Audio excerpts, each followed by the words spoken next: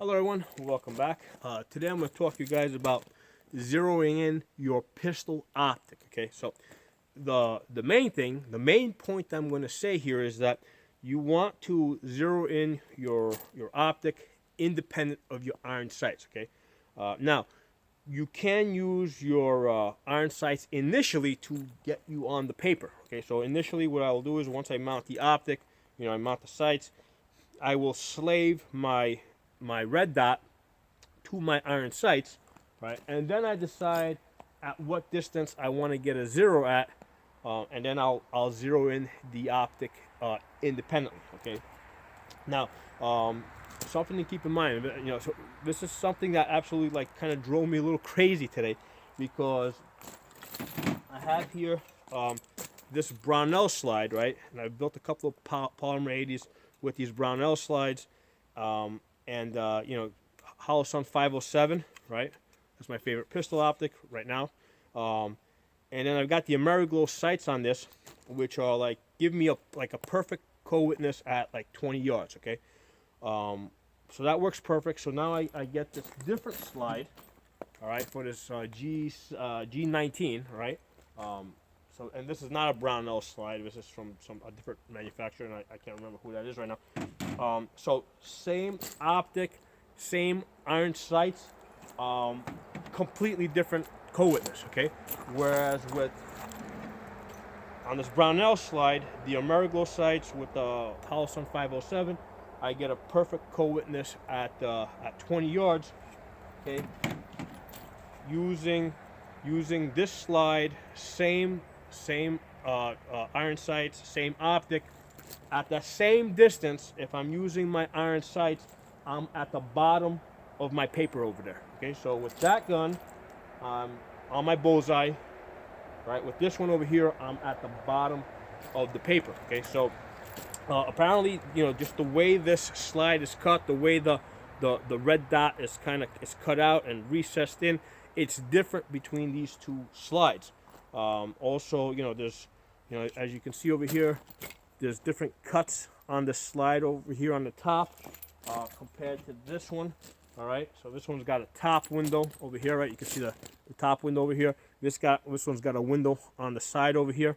All right, so these are really small, minor differences, but when you're shooting out to 20 yards, just a little bit, a little bit of a change in the height of the front or back is going to change things completely. Okay, so I kind of wanted to put that out there to make you guys aware that as you go from slide to slide, right, the same iron sights are going to work out differently from one slide to the next. Okay, now with this Brownell slide over here, initially when I first started building these, I was using the the Holosun 507C, but for iron sights, I was using these fiber optic sights.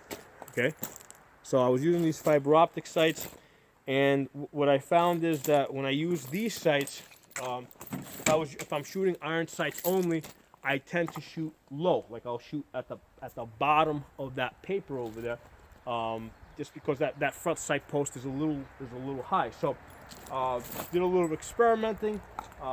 I ended up going to these Ameriglow sights. Well, actually, the Ameriglow sights on this one over here, right? Ameriglow sights, and with this one over here, I've got a perfect co-witness.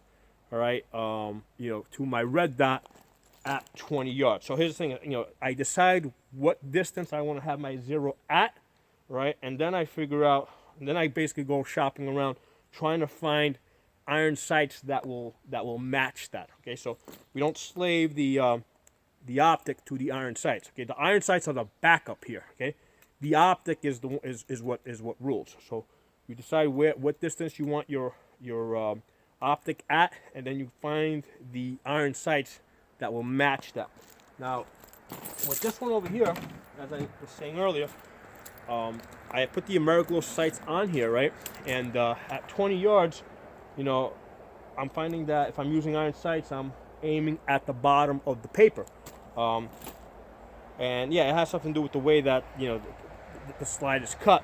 So what I ended up doing is I used the Ameriglow front sight, but then I got the rear sight that came with this fiber optic. So I got two different sets of sights here. Okay, so you got AmeriGlow in the back, and whatever brand fiber optic this is from Amazon, that's on the rear sight. Okay, so that's how I got this to give me a co-witness, right? To give me a perfect, an absolute co-witness. I would have preferred a lower 1/3, but you know, at some point maybe I'll find iron sights to give me that.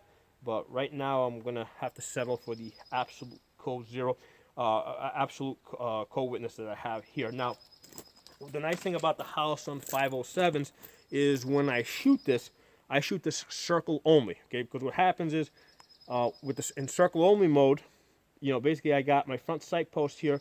That shows me the circle, and then the optic gives me the circle around this, so the two, they kind of work together instead of like being in each other way. I don't want two dots on top of each other.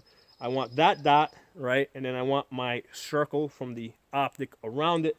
And if you're shooting at let's say at 20 yards, that 32 MOA circle, you know, is, you know, it's only about 3 or 4 inches, you know, so it's pretty small, you know. And at closer distances, right, at 7 yards, it's only about 2 inches wide. So the 32 MOA circle works really great for pistol shooting. Okay, now I'm gonna go a little further beyond that, right? Just for you guys that don't know, obviously, well, not obviously, but some of you guys that don't know, for your front sight post, right, you're gonna need this Glock tool. Right, it's like $5 on Amazon, right? That's for your front sight post. You know, it's got like these thin walls. You get this. That's how you change out your front sight. Put a little Loctite in there, so it keeps it in place. Okay. The rear sight. Let's talk about that. About a year ago when I started building these P80s, I was talking to a friend of mine, and I'm telling him, okay, I'm making this P80. How do I get the rear sights into this you know, into this Glock or Glock wannabe, whatever it is, you know, Glock clone. And you know, I'm like, do I buy the rear sight pusher, right? This tool. And back then, like, it was like $120. He's like, no, don't waste your money on that. He's like, all you need is this $5 nylon punch and a hammer. And what you're gonna do is you're gonna wrap the slide in a piece of leather like this, right? And put it in the vise, and then you're just gonna tap this back and forth.